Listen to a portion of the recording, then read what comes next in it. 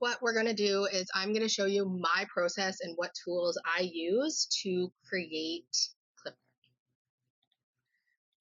And yes, so first of all, this is Notion. This is where I keep my product tracker. You're going to see everything behind the scenes of how I do everything. And I'll try and keep this as concise as possible. So we're just going to work on creating one clip art image from the very beginning all the way to the end. So in here, I've already saved a bunch of trends. So I get my trends from Insight Factory.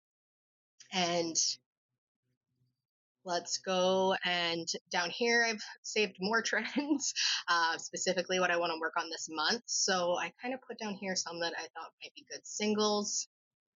Empty jar, clip art, fall, autumn bees. Yeah, I kind of like that idea.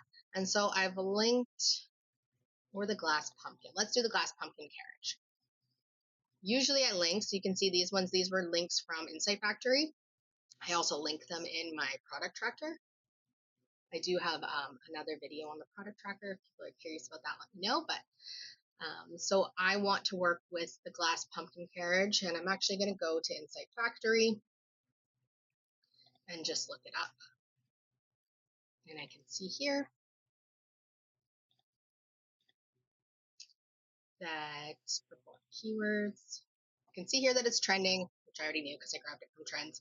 And I can kind of get an idea what other people have done. So this Cinderella one is doing really well. Obviously, glass pumpkin carriage kind of comes from Cinderella, so that does make sense. But I stay away from anything that is copyright, which anything Disney is.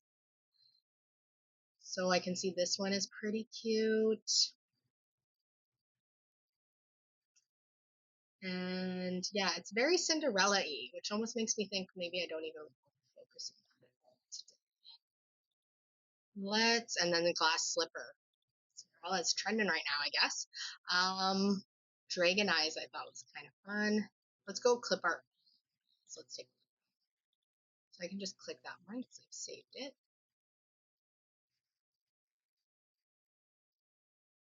There's a little bear. So it kind of like this. It doesn't have sails on it, but this is kind of the idea that I'm going for. Hello, anybody jumping on, where I'm just showing my clip art process from beginning to start. And I'm hoping everything is streaming fine. This is my first time using OBS streaming into the group. So this is super cute. But this is just, I'm just kind of getting some ideas here. I could go and look. So I kind of like this idea of this little bee with a little hat. I could just go on Etsy and take a little look. Like that is super cute too. I mean, that's not the style. I'd be more this style for me, but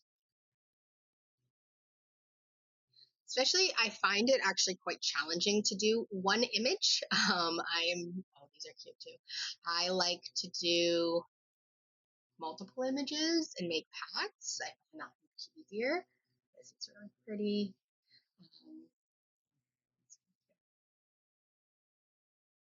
Okay. I'm gonna get ChatGPT to kind of help me, but I've kind of got an idea here of some ideas. Another place to look could be Pinterest. So then what I would do is I would go into ChatGPT, and I do have a custom GPT for this. That is something that I would love to do a lesson on showing how to do that at a future date if people are interested in that. I'm also thinking I might sell my custom GPTs that are for clip art. Right now I sell my other ones, which I'm going to be launching a course on that soon, but I haven't sold any clip art ones specifically. So if that is interesting, it's something that you're interested in, let me know. So Winnie is who I use. I actually have two. I have another one over here that's a little more straightforward, but I would like to make a single image for the trend, and I like to take the exact trend.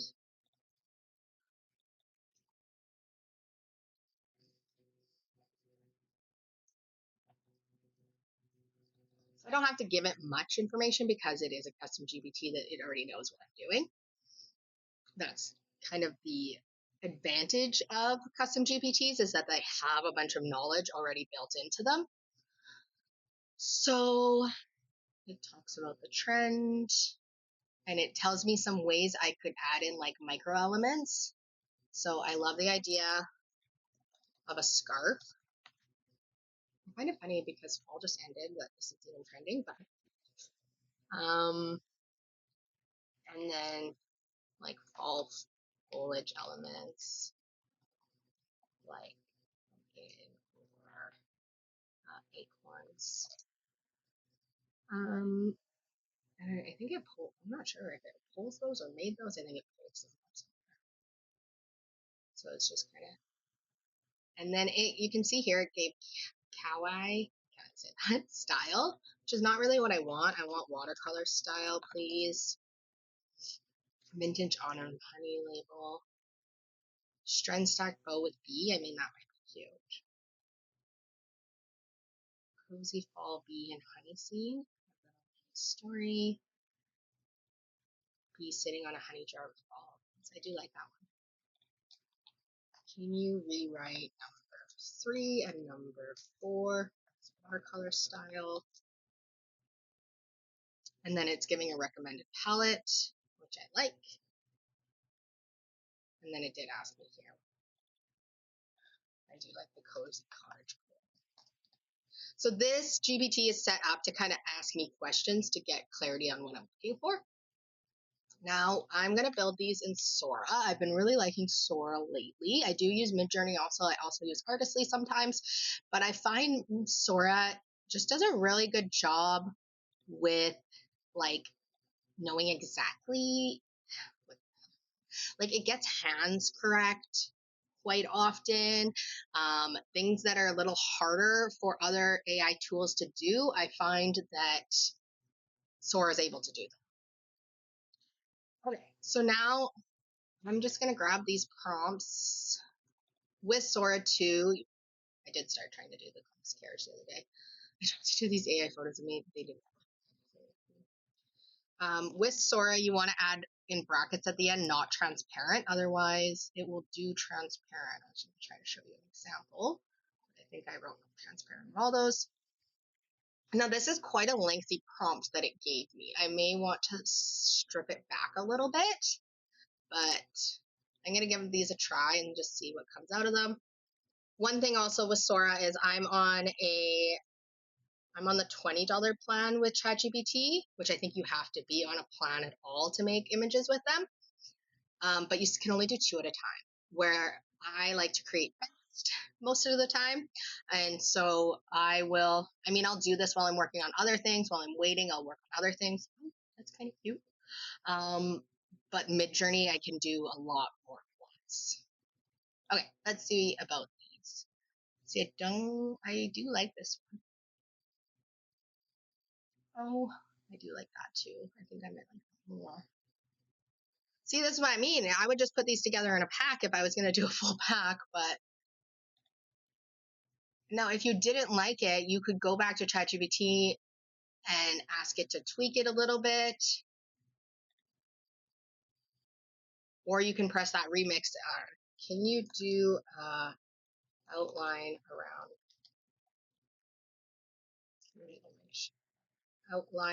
it and no shadows? Let's see if it does that for me. I might have to just rewrite the prompt. His legs look like a little silly to me. And if anybody knows an easy way to get back on Sora, it drives me nuts. I feel like I have to go back. I can't with these images because they don't look anything like me. So I'm just gonna leave those so I don't have to look at them anymore. Okay, let's see. Can you please write these so that they are a bit more simple, have outlines around the images, no shadows, and all end with not transparent. Please give pen variations.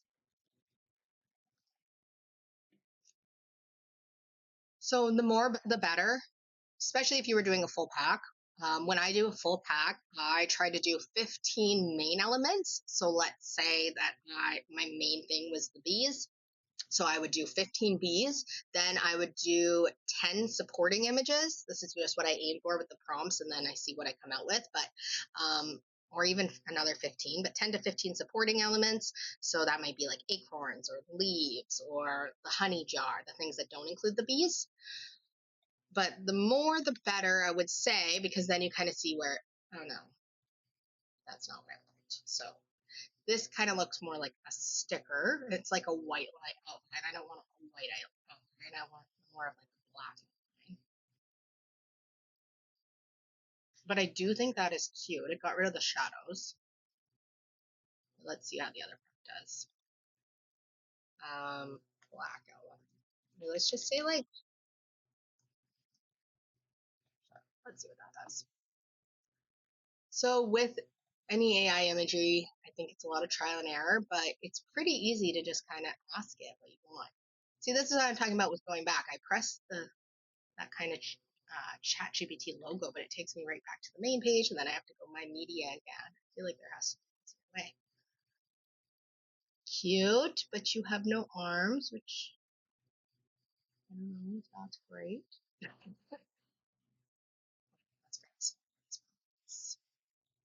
Because I can have two running at the same time. So what I usually do is I have the third one queued up, and then I just let it sit there until the next one's ready, and then I'll set it right away. So I do kind of like this one, and it fixed it. It doesn't have the white outline. So let's save that. You look so fluffy.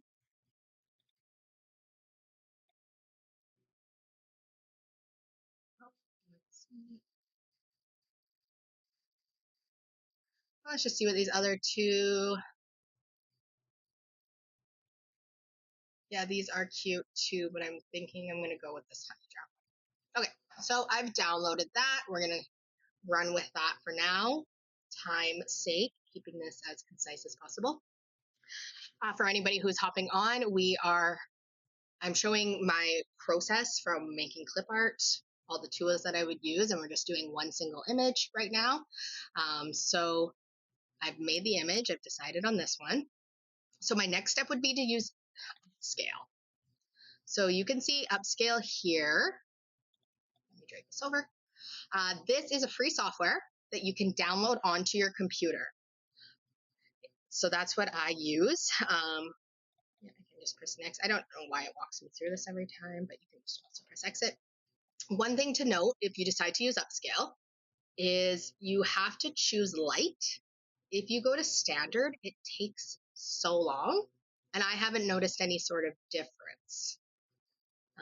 So it's high speed, minimal quality, as it says. But yeah, so choosing the light option. You can also do a whole folder. So if you had done a whole B pack, you can press batch upscale, then select over here, then select the folder you want, and it would do it. But I'm just doing one image, so I'm going to go back to just unclicking that. Select my image. It's right here.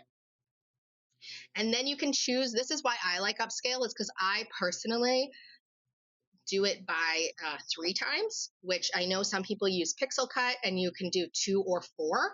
I like to upscale my images by 3, and then I don't change the size again later. So it actually saves me a step. I am using Affinity now to do the DPI change, and it could change my image quite easily, but this is just my process has been this for now. I'll show what I used to use for the DPI change as well. Okay, so all those settings are good. It'll put it into the same folder, so I'll show you what that looks like, and you can see it's telling me it's going to go from 1024 pixels square to 3072. And so what I have been taught is that you want it to be minimum 3000, around that 3000 mark. I know 3600 is what I do my seamless patterns at. So when I do my seamless patterns, I actually do upscale by 4 and resize them. But I don't do that for the clip art. I just leave them at this size. So we're going to press upscale. It's going to do its thing. And what's nice about this is you can just go work on something else if you wanted to. You don't have to wait around for it. And that's why I kind of do like that it's downloaded onto the computer. But since we're just working with one image, we'll wait here. Another thing I'll say that I like about Sora is you can see all of these are pretty clean. Like possibly I would have erased some of these leaves on this one, but oh, and you don't see it on the screen, but I did get a pop-up from Upscale saying your images are done. But I find that Sora images don't have a lot for me to clean up, where Midjourney sometimes does, and Artistly sometimes does. Where Sora, and that saves a lot of time. Okay, image is upscaled. The next step for me is to go to Pixel Cut. Now this one I pay for, but it's quite reasonable. I pay $69.99 US a year, and I have never run into issues with how many images I've had to remove the background for. And you can do bulk because you see it says you can do up to 500 images. So that's the main thing for me. I don't want to do one by one. I want things to be quick. So sorry, let me just show an example if I have one. I might not. I haven't done Clipart in a little bit. Okay, I don't have an example. But if you had upscaled a folder, let me see if I can find something. If you had upscaled a folder, then your images would have been inside the folder. And I'm just trying to see. Okay, I do have one example here. So with this sorry, as you can see, I've been working on mock-ups, which is exciting. As you can see, I have this folder here. It's called Too Fast. That's what I named it. And then I had these images inside of it that I wanted them all upscaled. And then when it finished, it created a new folder inside of that folder. So that's just something to note. If you do use upscale and you do a folder, it's inside. That's where you're going to find it. For me, it just went into my downloads folder because I wasn't doing a specific one. And for me, I have my downloads sorted by newest, so I know that it's the newest. I could also look at the name, and you can see it kind of says Upscale Light 4X at the end of it. Now might be a good time to rename this. So I'm going to drag that over into Pixel Cut, and again, low cost, I would say, and allows me to do bulk, which is really important to me. So I actually, when Pixel Cut was going to renew this year, because I just renewed it around Black Friday, I did look at other options, and there was just nothing that really compared for me for this price. So I do recommend using Pixel Cut for removing the background. And look how clean that is. I don't need to clean up anything. But if I did need to clean up anything, I would just press refine and use this little brush and clean whatever I need to. Now, I personally do not spend time cleaning up anything that is too close to the edge and is not easy to clean. I will just scrap the image. This is for efficiency's sake. I may try to make the image on AI again and then try to do the same scale and remove the background, but I wouldn't bother, I'm not going to bother getting in really close with my eraser and trying to clean things unless it's quick and easy for me, because I find it just too cumbersome and hard and doesn't come out like as clean as I want. Okay, I'm done with it. I didn't need to clean that up, but if I did, I would just do it that way. Download the image. It's just going to ask if you want it as a PNG. I don't actually change anything here. Transparency already is clicked. I press download. Now that image is downloaded, my next step is affinity. So first I'll show you what I used to use. I used to use dgb.lol, which is also free.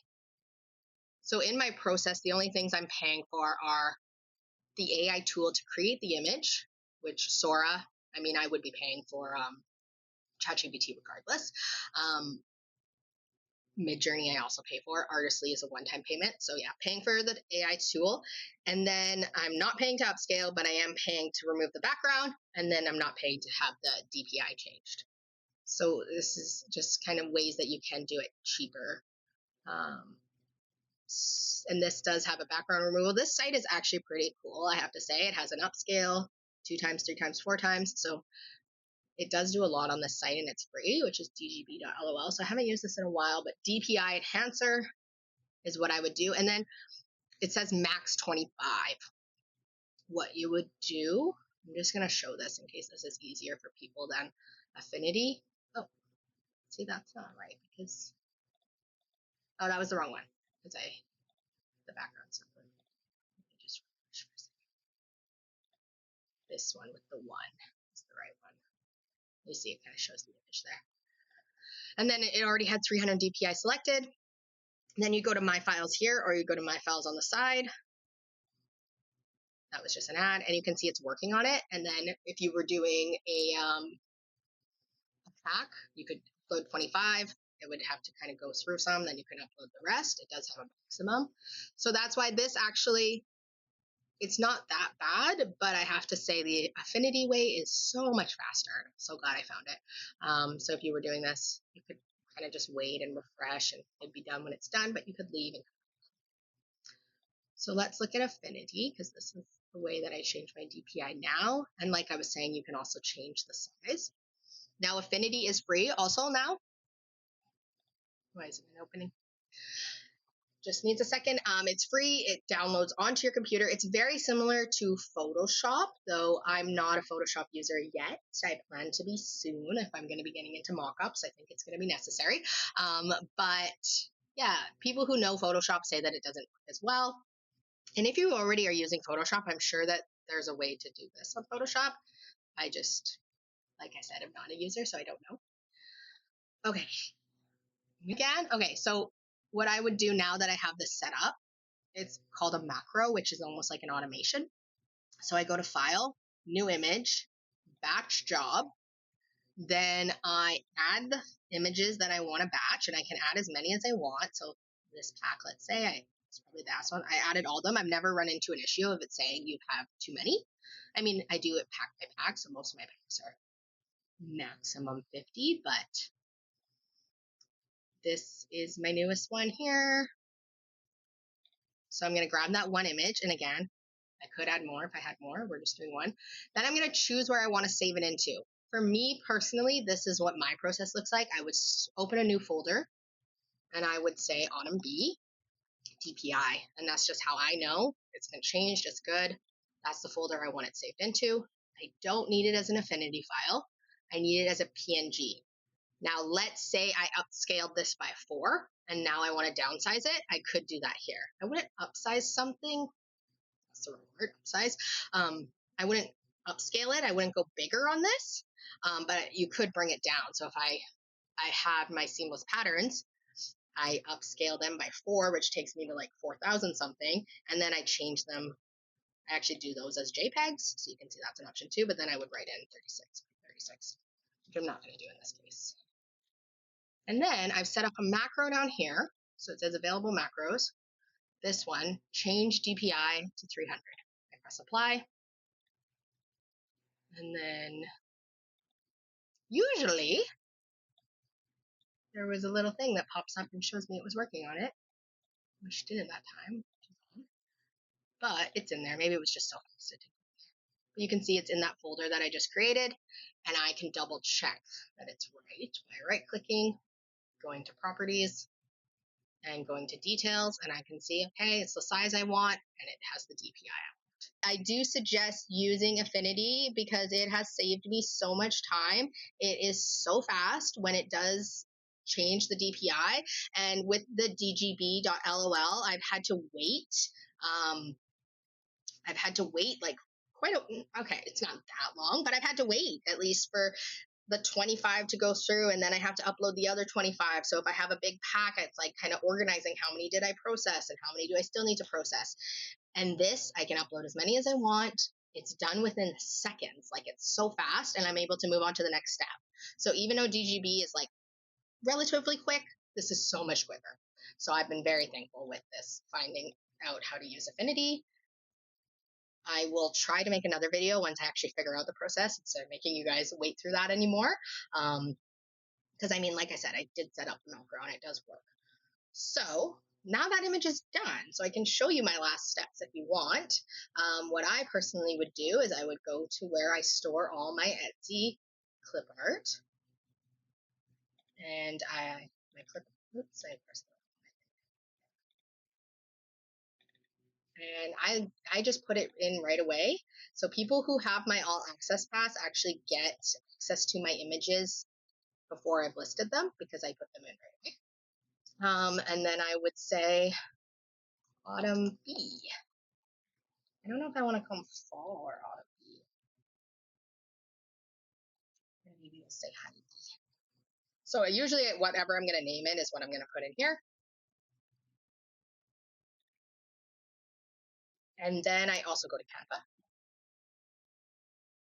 which I also pay for. So I will say that that is another tool that I am paying for. That's to make my mockups. I do think you could possibly do it without a paid account, but with a free account, you're limited on how many things you can store. And I store all my clip art in here. So for me, I will probably always pay for Canva. I do try to keep costs low, but there's some things I can't justify not having.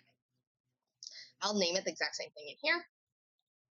And this is just to save me a step later when I go to create. I'm going to get rid of that one there.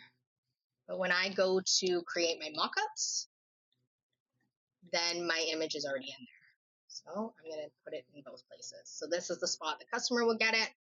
This is just for me to have it when I'm creating mockups later. And then I think I will end it there. I don't think I'm going to go through the mockup, my creation side of doing the mockup and listing it. But that shows you how I would have done it to create the image. So I hope this was helpful. I hope you're able to see how you could create clip art with not using a lot of expensive software. I know there are a lot of expensive softwares out there, and maybe they do the trick better. I don't know, because I've always went kind of the most affordable route. And again, just to recap, I'm using Upscale to upscale it, which is a free software downloaded onto your computer. That's my first step after I've created the image. Then I'm using Pixel Cut to remove the background, and you can upload up to 500, so it bulk removes it. If I need to do any minor cleanup, I also do that in Pixel Cut. I go through my images a little bit and I will just like scribble out the ones that I don't want to keep. Or I'll do that after I download the folder. That's when I would go through all the images and be like, this one's not worth keeping. So I didn't really show that part of the process because we just used a single image. But if I was doing a pack, that would be the time that I would scrap any that I don't want to keep. And then I go to Affinity now, which I will make another video for showing how to do the macro. I go to Affinity and I change the DPI. Sorry, brain's not working. I change the DPI, and then the image is done. Image, plural or not, they're done, and I throw them into Google Drive because that's the link that I'll be sharing and adding to my download link for my customers. And I also put them in Canva, so it's really easy for me to grab that image later when I want to make my mockups. Okay. If anyone has any questions, let me know. I hope this was helpful, and I will try to put like a little recap in writing too, so it's easy for you to find all these software tools that I'm using if you're interested. If anyone uses other things, I'd love to know what you're using. Thank you for being here, and thank you for watching.